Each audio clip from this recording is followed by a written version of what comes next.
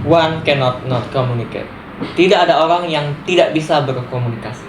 Halo teman-teman semuanya, perkenalkan namaku Muhammad Indra Gali Tegar, biasa dipanggil Gali.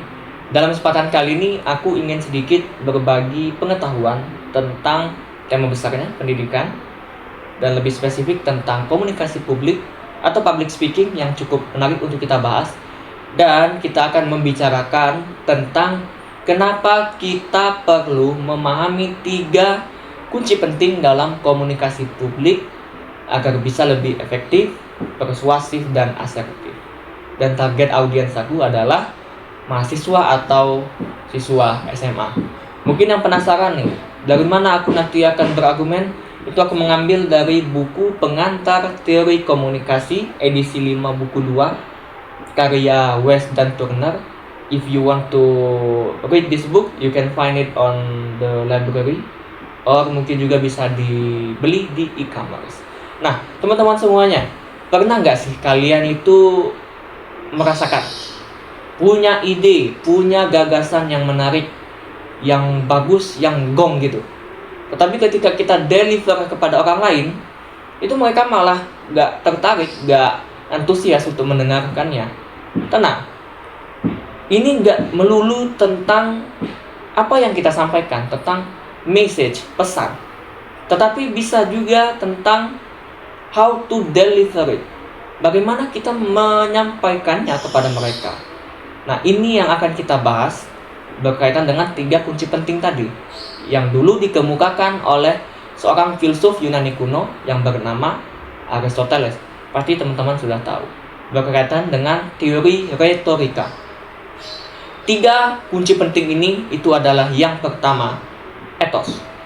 Etos ini berkaitan dengan kredibilitas. Bagaimana audiens itu bisa percaya, bisa mendengarkan kita sebagai pembicara yang meyakinkan. Etos ini dibangun dari karakter, pengetahuan, ataupun looks, penampilan kita.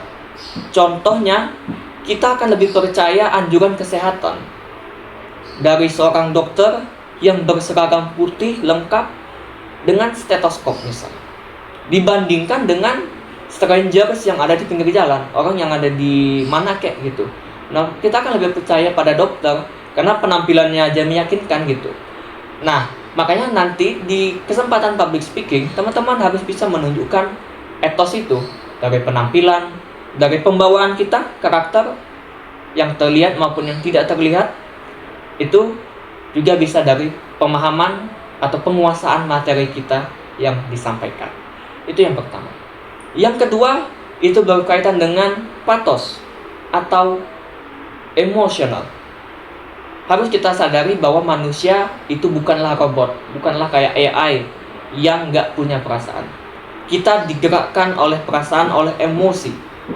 Nah, ketika kita menyampaikan sesuatu hal, kita harus bisa menyentuh sisi emosi itu.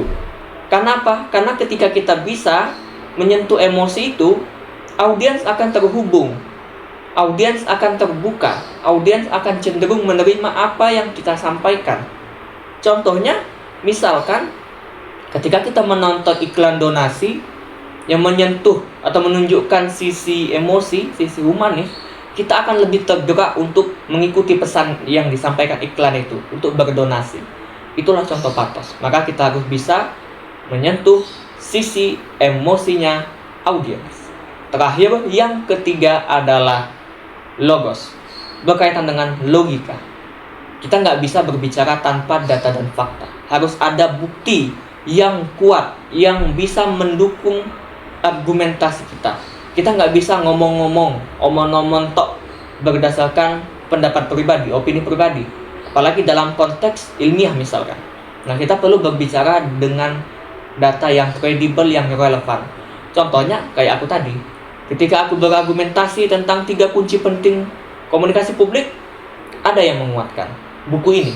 Bukunya Pengantar Teori Komunikasi yang bisa teman-teman baca. Ada di dalamnya yang menguatkan argumentasi aku. Sehingga audiens juga bisa percaya, oh memang benar apa yang disampaikan oleh pembicara itu.